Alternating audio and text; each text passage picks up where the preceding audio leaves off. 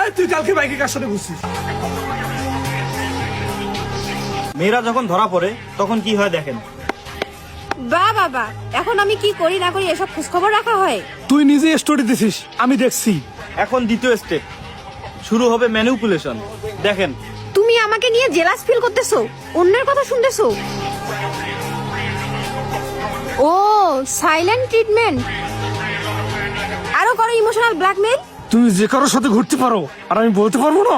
এখন শুরু হবে আসল বোঝাপড়া। দেখি কে জিতে। আমি কোনো বাচ্চা না, আমি সব বুঝি। তুমি আমাকে কখনো বোঝার চেষ্টা করছো?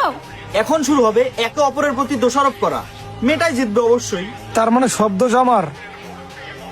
তুমি অসুস্থ, ওভার থিঙ্কিং করা বন্ধ করো। মেয়েটা কথাকে এমন ভাবে ঘুরালো, ছেলেটা বুঝতেই পারলো না, চিন্তায় পড়ে গেল।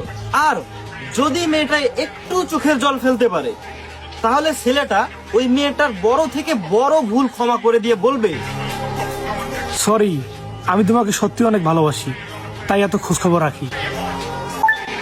মূলত এভাবেই মেয়েরা ছেলেদেরকে ঠকিয়ে আসতেছে। Mind it.